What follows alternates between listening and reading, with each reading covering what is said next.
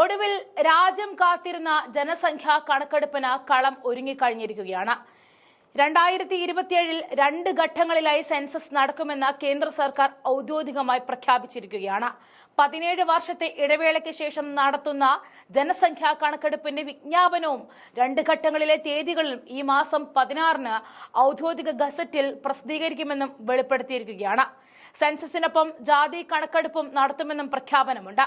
രാജ്യത്ത് ജാതി സെൻസസ് വേണമെന്ന് വർഷങ്ങളായി പ്രതിപക്ഷം ആവശ്യപ്പെട്ടു വരികയായിരുന്നു. ആ ആവശ്യത്തെ വിവിധ കാരണങ്ങൾ ചൂണ്ടിക്കാണിച്ച് പരിഹസിച്ചിരുന്ന കേന്ദ്ര സർക്കാർ ഏപ്രിൽ 30-നാണ് അപ്രതീക്ഷിതമായിട്ട് ജാതി സെൻസസ് നടത്തുമെന്ന് പ്രഖ്യാപിച്ചത്. ഈ മലക്കം മറിച്ചിന് പിന്നിലെ രാഷ്ട്രീയ അജണ്ട വ്യക്തമാണെന്ന് അന്നേ കോൺഗ്രസ് പറഞ്ഞിരുന്നു. വരാനിരിക്കുന്ന ബീഹാർ തിരഞ്ഞെടുപ്പാണ് പ്രധാന അജണ്ട. കഴിഞ്ഞ ലോക്സഭാ തിരഞ്ഞെടുപ്പ് വേളയിൽ പോലും ജാതി സെൻസസിനെ പ്രതിപക്ഷത്തിന്റെ അർബൻ നക്സൽ ചിന്താഗതിയെന്ന് വിമർശിച്ച ആളാണ് നരേന്ദ്രമോദി.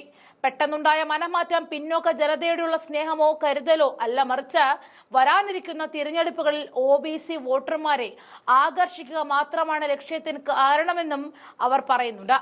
കഴിഞ്ഞ 2 വർഷത്തിനിടെ വിവിധ സംസ്ഥാനങ്ങൾ ജാതി തിരിച്ചുകൊണ്ടുള്ള കണക്കെടുപ്പ് നടത്തി ഡാറ്റ പുറത്തുവിട്ടിരുന്നു. അതിന് തുടക്കം കുറിച്ചത് ബീഹാർ സർക്കാർ തന്നെ. ജനസംഖ്യയിലെ 36.01% അതിപിന്നോക്ക വിഭാഗക്കാരും 27.12% പിന്നോക്കക്കാരും ആണെന്നാണ് ബീഹാറിലെ പ്രധാന കണ്ടെത്തൽ.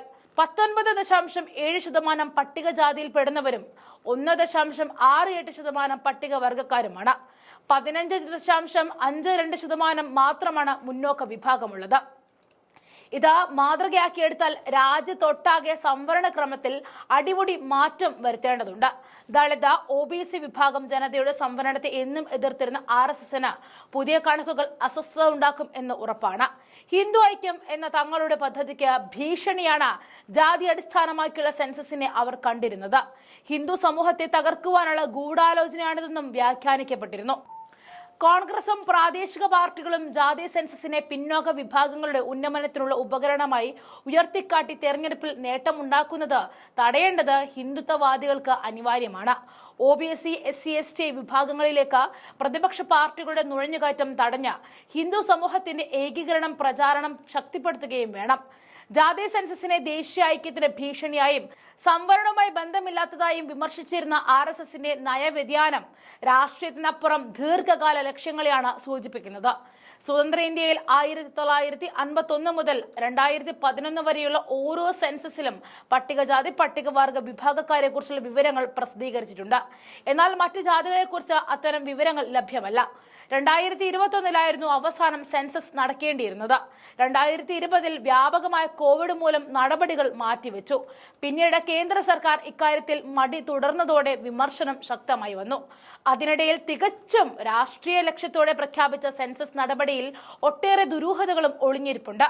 സെൻസസ് കണക്കുകളുടെ അടിസ്ഥാനത്തിൽ ദേശീയ ജനസംഖ്യാ രജിസ്റ്റർ, പൗരന്മാരുടെ ദേശീയ രജിസ്റ്റർ എന്നീ രാഷ്ട്രീയ അജണ്ടകളിലേക്ക് കടക്കാൻ മോദി സർക്കാർ നീക്കം നടത്തിയേക്കും. ജനസംഖ്യാ കണക്കുകളുടെ അടിസ്ഥാനത്തിൽ ലോക്സഭാ മണ്ഡലങ്ങൾ പുനർനിർണയിക്കുന്നതും അവരുടെ ലക്ഷ്യമാണ്.